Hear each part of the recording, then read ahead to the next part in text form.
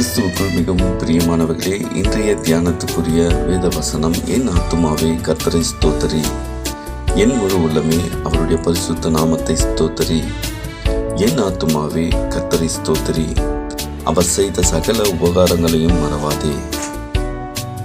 நீ நினைத்து பார்த்து கர்த்தரை ஸ்தோத்தரி. ஆம், எனக்கு அன்பானவர்களே, நம்முடைய தேவனாகிய கர்த்தர் அக்கிரமங்களை மன்னித்திருக்கிறார், கிருபையினாலும் இரக்கங்களினாலும் முடிசூட்டி இருக்கிறார். நன்மையினால் நிரப்பி கழுகுக்கு சமானமாய் வயது திரும்ப வாழ வயது போல் ஆகியிருக்கிறது.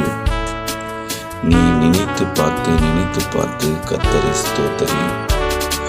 ஆம், எனக்கு அன்பானவர்களே, தேவனாகிய கர்த்தர் ஒடுக்கப்படுகிற யாவருக்கும் நீதியையும் நியாயத்தையும் செய்கிறார்.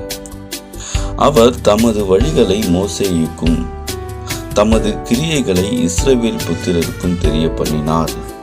என் ஆத்துமாவே நீ நினைத்து பார்த்து கர்த்தரை ஸ்தோத்தரி. கர்த்தர் உருக்கமும் இரக்கமும் நீடிய சாந்தமும் மிகுந்த கிருபையும் உள்ளவர். அவர் எப்போதும் கடிந்து கொள்ளார், என்றென்றைக்கும் கோபம் கொள்கிறார்.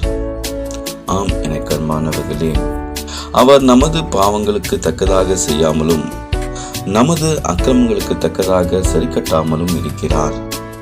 பூமிக்கு வானம் எவ்வளவு உயரமாய் இருக்கிறதோ, அவருக்கு பயப்படுகிறவர்கள் மேல் அவருடைய கிருபையும் அவ்வளவு பெரியதாய் இருக்கிறது. என் ஆத்துமாவே நீ நினைத்து பார்த்து கர்த்தரை ஸ்தோத்தரி. கர்த்தர் பெரியவரும் மிகவும் புகழப்படத்தக்கவருமாயிருக்கிறார்.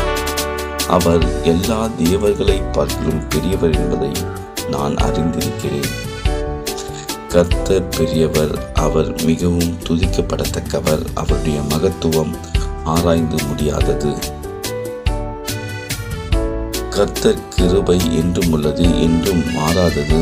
ஆண்டுகள் தோறும் ஆண்டவருடைய கிருபை நம்மை வழி நடத்துகிறது. கிறிஸ்து இயேசுவுக்கே மகிமை உண்டாவதாக. ஆமீன்.